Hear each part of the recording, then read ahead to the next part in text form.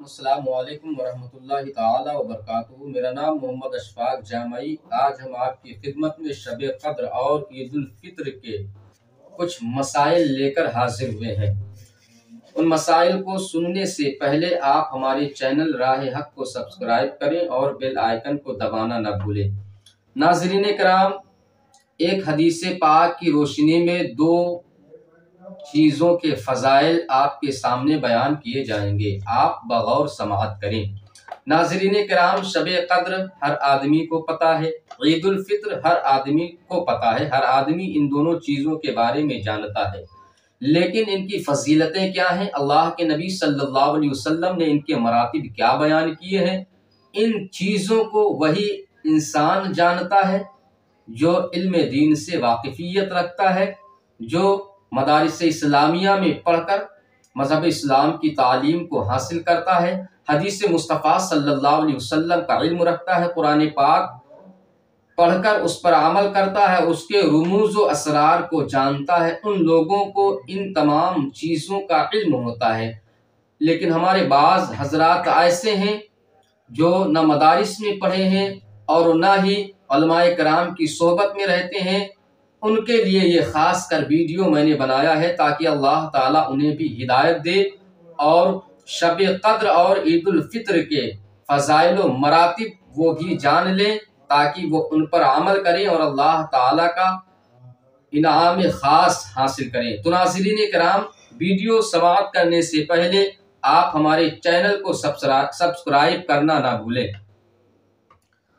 حضرت انس بن مالک رضی اللہ تعالیٰ عنہ سے روایت ہے، رسول صلی اللہ تعالیٰ علیہ وسلم نے ارشاد فرمایا کہ جب شب قدر آتی ہے تو حضرت جبریل علیہ السلام فرشتوں کی ایک جماعت کے ساتھ زمین پر تشریف لاتے ہیں اور ہر اس بندے کے لیے دعائے مغفرت کرتے ہیں جو کھڑے ہو کر یا بیٹھ کر جس حالت میں بھی اللہ تبارک و تعالی کے ذکر میں مشغول ہوتے ہیں۔ حضرت جبریل علیہ السلام اور ان کے ساتھ نازل ہونے والا آسمان سے فرشتوں کا لشکر جب زمین پر شب قدر کی رات تشریف لاتا ہے تو اللہ کی عبادت و ریاضت کرنے والے بندے کے حق میں دعائے مغفرت کرتا ہے۔ ناظرین کرام، وہ بندہ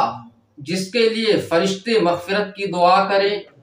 جس کے لیے رئیس الملائکہ مغفرت کی دعا کرے، اللہ رب العزت کے نزدیک اس بندے کا مقام کیا ہوگا؟ ناظرین کرام، شب قدر ایک ایسی معتبر اور محترم رات ہے جس کے بارے میں اللہ رب العزت نے ارشاد فرمایا، اِنَّا أَنزَلْنَاهُ فِي لَيْلَةِ الْقَدْرِ وَمَا أَدْرَاكَ مَا لَيْلَةُ الْقَدْرِ إِلَى آخِرِهِ۔ ناظرین کرام، یہی نہیں، قرآن پاک میں کئی جگہ پر شب قدر کی فضیلتیں بیان کی گئی ہے۔ بہرحال آپ یہ جانیں کہ اگر شب قدر کی رات آپ اللہ رب العزت کی عبادت و ریاضت میں مصروف ہو کر گزارتے ہیں تو رئیس الملائکہ یعنی فرشتوں کے جو سردار، جن کو حضرت جبریل امی کہا جاتا ہے، اور ان کے ساتھ جو اللہ کا نوری لشکر آسمان سے زمین پر اس رات تشریف لاتا ہے، ناظرین کرام، وہ سب کے سب اس بندہ مومن کے لیے دعائے مغفرت کرتے ہیں جو اس رات میں اللہ رب العزت کی عبادت و ریاضت کرتے ہیں۔ دوسری بات، میں نے آپ سے کہا تھا میرا یہ بیان شب قدر اور نماز عید الفطر کے متعلق ہے۔ عید الفطر کے متعلق اللہ کے نبی صلی اللہ علیہ وسلم کا بیان یہ ہے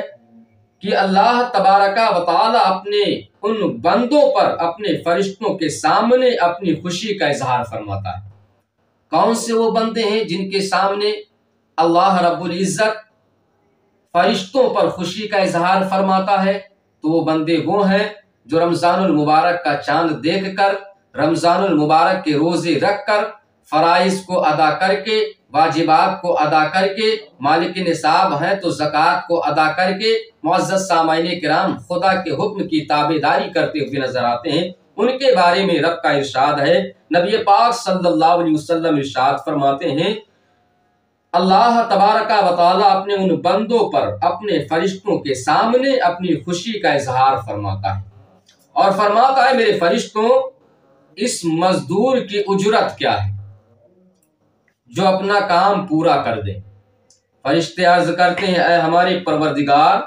اس مزدور کی اجرت یہ ہے کہ اس کو مزدوری اس کی پوری دے دی جائے، اس کو اس کی پوری اجرت دے دی جائے۔ تو اللہ تبارک و تعالی فرماتا ہے میرے فرشتوں میرے بندوں اور میری بندیوں نے میرے مقرر کیے ہوئے فرض کو ادا کر دیا، یعنی ماہ رمضان المبارک کے روزے رکھ کر میرے مقرر کیے ہوئے فرض کو ادا کر دیا، اور اب وہ گھروں سے دعا کے لیے عیدگاہ کی طرف نکلے ہیں، اور اب وہ میری بارگاہ میں دعا کریں گے تو قسم ہے مجھے اپنے عزت کی، قسم ہے مجھے اپنے جلال کی، قسم ہے مجھے اپنی بخشش و رحمت کی، قسم ہے مجھے اپنی عزت و شان کی، قسم ہے مجھے اپنی رفعت کی، میں ضرور ان کی دعائیں قبول کروں گا۔ پھر اس کے بعد اللہ تبارک و تعالی فرماتا ہے اے میرے بندوں اب اپنے گھر کو لوٹ جاؤ، میں نے تمہیں بخش دیا، تمہاری برائیوں کو نیکیوں میں تبدیل کر دیا۔ میرے نبی فرماتے ہیں پس مسلمان اس حال میں عیدگاہ سے واپس لوٹتے ہیں کہ اللہ تبارک و تعالی ان کے تمام گناہ صغیرہ کو بخش دیتا ہے، گناہ صغیرہ کو معاف فرما دیتا ہے۔ تو ناظرین کرام یہ ہماری ویڈیو تھی جس کا تعلق شب قدر اور عید الفطر کی نماز سے متعلق تھا۔ پھر انشاءاللہ موقع ملا، زندگی سلامت رہی، آپ کی دعائیں ہمیں ملتی رہیں تو ایک اور ایسی ویڈیو آپ کے سامنے پیش کریں گے جس کا تعلق مکمل طور پر شب قدر سے ہوگا۔ ناظرین کرام السلام علیکم ورحمۃ اللہ تعالی وبرکاتہ۔